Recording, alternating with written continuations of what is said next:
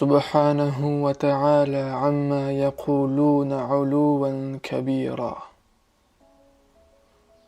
Gloire à lui. Il est plus haut et infiniment au-dessus de ce qu'ils disent. On parle de tout, sauf de lui. Voilà pourquoi nos discours sont fades et manquent de larmes, de cœur, de vie.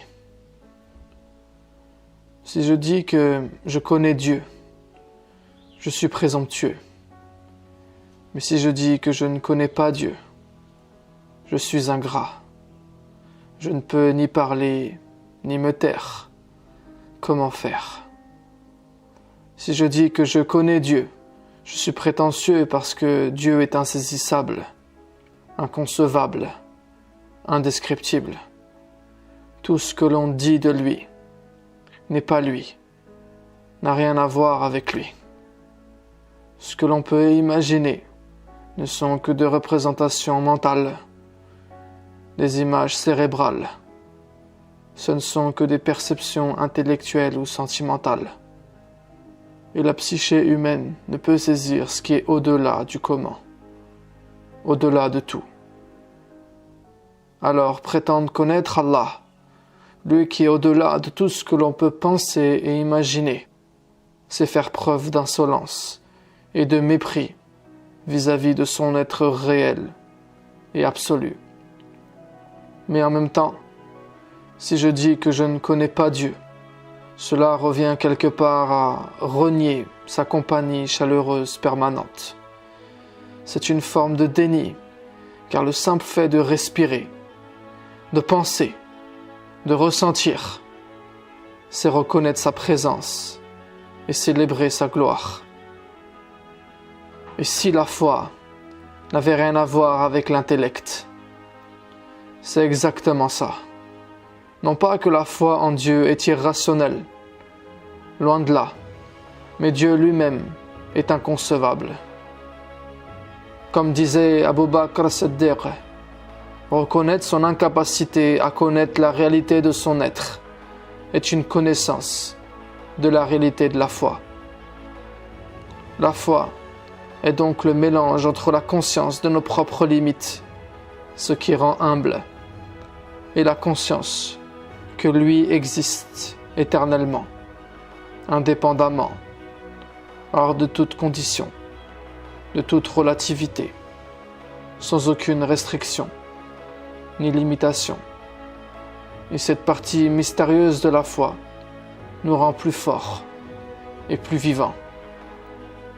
Les mots qui parlent de Dieu doivent laisser plein de place au silence, car il est au-delà de tout ce que l'on dit de lui. Aucune pensée ne peut l'atteindre. Aucun mot ne peut l'emprisonner ou le contenir. Alors on emploie et utilise des symboles, des paraboles, des allégories, qui nous permettent de comprendre un tant soit peu une idée, tout en laissant beaucoup d'espace à l'inconnu. Ainsi, tout en ne disant presque rien, on dit quand même quelque chose d'essentiel, mais toujours en restant à sa place, sans parler en son nom et sans prétendre avoir percé le mystère. Car rien ni personne ne peut s'approprier Dieu, et c'est d'ailleurs l'une des pires erreurs que peut commettre un croyant ou un religieux. Allah est au-delà de tout ce que l'on peut en savoir, en penser, et il ne nous appartient pas. C'est nous qui lui appartenons. Mais en même temps, nous pouvons expérimenter une relation intérieure réelle et profonde avec lui. Voilà à quoi nous tenons en tant que porteurs de la foi. Réaliser qu'il transcende totalement tous nos schémas de pensée, mais également être persuadé qu'un lien étroit nous unit réellement à lui. Vivre spirituellement, avec le cœur, connecté à Dieu, tout en acceptant qu'il peut y avoir autant de relations avec Dieu qu'il n'y a d'êtres humains sur terre. Voilà pourquoi un homme de foi se doit d'être tolérant, ouvert, modeste et respectueux. Quel pire arrogant que celui qui veut faire de Dieu sa chose, qui veut privatiser la foi et la guider. qui excommunie les autres, sous prétexte qu'ils ne partagent pas sa propre conception de la religion. Cela n'a plus rien de spirituel ni de scientifique. C'est une démarche fantasmatique, passionnelle et idéologique, émanant d'une mentalité fanatique et clanique. La seule vraie affirmation que l'on se permet d'avoir au sujet d'Allah, c'est qu'il n'y a pas de Dieu en dehors de lui. En fait, tout commence toujours par la négation. On sait davantage ce qu'il n'est pas que ce qu'il est. Et c'est à partir de ce qu'il n'est pas que l'on définit ce qu'il est. On commence toujours de là. Même pour comprendre sa parole, on commence par éliminer ce qu'il ne dit pas ou ce qui enfreint la cohérence de son message. La ilaha illallah. Il n'y a pas de Dieu à part Dieu. L'histoire de Dieu commence par une négation. C'est d'abord en niant tout ce que l'on connaît, tout ce que l'on ignore, tout ce qui existe et tout ce que l'on peut juste imaginer, que l'on pose les bases d'une foi saine. Beaucoup de gens se trompent en disant Dieu est ceci, Dieu est cela, Dieu est beau, Dieu est grand, Dieu est amour. En fait, ce n'est pas tout à fait cela. Ce n'est jamais tout à fait exact. Ce ne sont que des mots, des caractéristiques, des attributs qui nous permettent seulement d'atteindre une perception évasive de la réalité divine. La connaissance de Dieu ne peut être que vague, mais même ainsi, elle reste suffisante et utile. En vérité, c'est lui qui nous connaît. Nous ne le connaissons pas vraiment. Et comment une personne qui se connaît à peine peut prétendre connaître Dieu? Restons à notre place, comme les prophètes, comme lorsque Jésus dit « Tu sais ce qu'il y a en moi, et je ne sais pas ce qu'il y a en toi. » Les premiers mots pour parler de lui doivent marquer une négation. Par exemple, « unique », ça veut dire qui est seul, sans associé, ni semblable. « Infini », ça veut dire qui n'a pas de borne, ni de limite. « Éternel », ça veut dire sans début, ni fin, qui n'est pas dans le temps. Immuable, ça veut dire qui n'est pas sujet au changement, qui n'est concerné ni par le temps, ni par l'espace. Chacun de ces attributs est inexprimable, impossible à décrire ou à traduire par le langage. Qu'importe la langue, sa réalité est innommable et même inconnaissable par un esprit limité comme le nôtre, et encore plus par un esprit perverti, corrompu et malade. Il n'est rien de ce qui est, et il est en tout ce qui est. Nous ne pouvons qu'approcher le réel. On ne le connaît que par l'inconnaissance. Tout ce que l'on pense ou dit de lui reste en deçà de sa transcendance. Aucune parole, même positive, ne le cerne ou le délimite totalement. Lorsque quelqu'un dit que Dieu est amour ou que Dieu est lumière, cela peut être déplacé, car il le dit sûrement en ayant en tête une certaine conception de ce qu'est l'amour ou la lumière.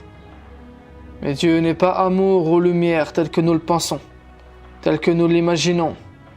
Ce serait là une misérable idole. Il est au-delà de tout ce que l'on peut penser et fantasmer. Voilà pourquoi il est plus mesuré de parler en termes de valeur divine que de nom divin. Un nom s'affige, s'affixe, tandis que ses valeurs expriment davantage des qualités tirées de ses bienfaits et de ses œuvres. En résumé, il est le mystère qui est au-delà des concepts humains. On ne peut pas parler de lui comme on parle d'une créature. On ne peut pas dire précisément ce qu'il est, mais surtout ce qu'il n'est pas. Croire en lui, c'est d'abord la négation de tout autre que lui. Et je préfère être convaincu d'être connecté à une réalité que je ne sais expliquer complètement par des mots, qu'être trompé par l'illusion de la matière et d'un monde physique qui ne représente même pas 1% de la réalité. Avoir foi en lui, c'est reconnaître intellectuellement et rationnellement son existence et son empreinte, puis considérer le réel tel qu'il est, sans que l'appareil psychomental entre en fonction, sans qu'il ne s'y projette et le déforme, en acceptant nos limites et sans chercher à les transgresser. Il faut être immatériel pour comprendre Dieu. Peut-être que nous connaîtrons Dieu lorsque nous sortirons complètement de la matière, que nous ne serons plus du tout influencés par elle. C'est là que nous le verrons tel qu'il est, pas tel que nous le pensons, que nous l'imaginons, que nous le représentons. Non, tel qu'il est. La foi nous conduit au-delà des conceptions et des pensées, dans la connexion simple et directe au réel. La foi, c'est d'affirmer sa transcendance, sans le réduire à une quelconque image ou à une vulgaire icône. Et en même temps, c'est de vivre une expérience réelle avec lui. Et c'est là que se mêlent chez l'homme de foi humilité et grandeur. L'humilité, parce qu'on ne peut que transmettre son ignorance de l'absolu. Parce que c'est toujours un être relatif qui parle de l'absolu. Et il ne s'agit pas d'idolâtrer une perception relative de l'absolu. D'où l'humilité de ceux qui ont la foi et qui transmettent le message. Et en même temps, une grandeur. Parce qu'il y a bel et bien là une réalité vécue, un souffle divin, une présence éternelle, une âme pure et majestueuse qui donne à l'être humain sa dignité et sa noblesse. وَلَقَدْ كَرَّمْنَا بَنِي آدَمَ. Nous avons ennobli le fils d'Adam. L'homme n'est pas le tombeau de l'âme, il est le sanctuaire de l'esprit. Que ce soit son corps, son psychisme, son système cognitif, tout en lui est infiniment précieux. Non pas en soi, mais parce que c'est là le lieu d'incarnation de ce qui provient directement de Dieu. C'est là le réceptacle d'où se manifeste la présence divine. C'est ça la foi, transmettre une ignorance, témoigner d'une expérience. C'est un paradoxe saint. Je crois que l'enseignement des prophètes reste encore très méconnu, d'autant plus méconnu que nous croyons le connaître. Il existe beaucoup de livres religieux, mais nous savons finalement très peu de choses de tout ce qu'ils ont vécu, de tout ce qu'ils ont dit et fait. Nous nous sommes d'ailleurs beaucoup divisés en leur nom. Nous nous sommes beaucoup combattus au nom de Dieu. Ça, c'est le paradoxe malsain. Se quereller sur la bonne manière de prier. Se rejeter sur le meilleur endroit où adorer. Se détester quant à la vraie religion. Ces questions sont toujours d'actualité. Où faut-il adorer? Quel est le lieu le plus sacré? Où est la vraie religion? Qui a raison? Qui a tort? En vérité, celui qui a réellement compris que Dieu est au-delà de ce que nous pouvons saisir et concevoir, sait pertinemment que cela implique qu'il est donc au-delà de nos prétentions, de nos chamailleries, de nos considérations, de nos limites, de nos étiquettes, de nos frontières, de nos races. Il n'est ni à la Mecque, ni à Jérusalem, ni sur cette montagne, ni sous cet arbre, ni dans ce temple, ni dans cette église, ni dans cette synagogue, ni dans cette mosquée. Il n'est pas plus ici que là-bas.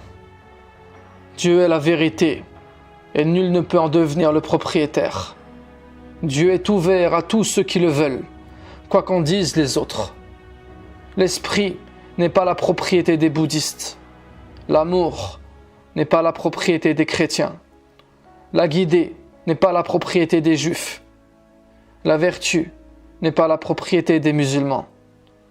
Le souffle que nous respirons n'est la propriété de personne. Chacun d'entre nous sommes sur le chemin, sur un même pied d'égalité. Personne n'est arrivé. Les vrais hommes de foi, les vrais hommes de Dieu sont ceux qui cheminent, qui prient et qui agissent en toute conscience et qui laissent à Dieu ce qu'ils ignorent. Ils avancent pour eux-mêmes et ils s'arrêtent quand il s'agit des autres. Le jugement appartient à Dieu. Le règne appartient à Dieu. Celui qui a la foi ne cherche ni à régner, ni à avoir raison. En fait, il n'a aucune raison de chercher à prouver que les autres ont tort. Il est beaucoup trop focalisé sur la recherche de la vérité. Il faut se méfier des gens qui prétendent avoir la vérité, car ceux qui prétendent l'avoir vont vouloir l'imposer. Il ne s'agit pas d'avoir la vérité. Il s'agit de passer de la vérité subjective que l'on a à la vérité que l'on est. Ce n'est pas possible d'avoir la vérité. Ce qui est demandé, c'est d'être vrai, d'être dans la vérité, d'être attentif, vigilant, conscient, éveillé, d'être sorti des ténèbres, de l'illusion, de la léthargie, des fantasmes. C'est cela que les prophètes nous ont transmis. Non pas une vérité que l'on pourrait avoir, que l'on pourrait posséder ou détenir, que l'on pourrait vendre, que l'on pourrait imposer de différentes façons, par la persuasion, la manipulation ou par les armes. Mais il s'agit de transmettre un état de conscience, un état d'attention, un état de présence. S'approprier Dieu est l'énorme erreur que font ceux qui veulent imposer leurs idées et éliminer les dissidents. Plus nous avançons sur le chemin, moins on ressent avoir la vérité. Plus nous nous apercevons au contraire que nous en sommes loin. Mais par contre, peut-être que l'on devient de plus en plus vrai. Marcher derrière les prophètes, c'est devenir cette vérité que l'on est. C'est devenir vrai, authentique. C'est être de plus en plus éveillé, jusque dans nos songes. C'est faire de grands pas vers la connaissance de soi et devenir une meilleure personne, de jour en jour. C'est à ça que nous sert la foi en Dieu. Connais-toi déjà, avant de prétendre connaître Dieu. On ne le connaît pas, on le reconnaît. On sait ce qu'il n'est pas. Quant à ce qu'il est, on se contente de reconnaître et de s'inspirer de sa présence, de sa bonté, de son amour, de sa lumière, sans que ses caractéristiques ne soient celles que nous connaissions.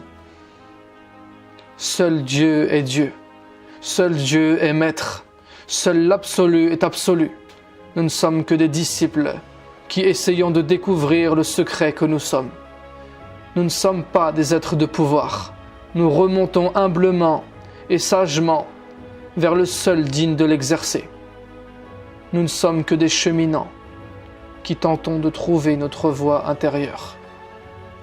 Ya ayyuhalladhina amanu, astajibu lillahi wa lirrasul, idha da'akum lima yuhyikum, wa'alamu anna Allaha yahulu bayna al-mar'i wa qalbihi, wa annahu ilayhi tuhsharun.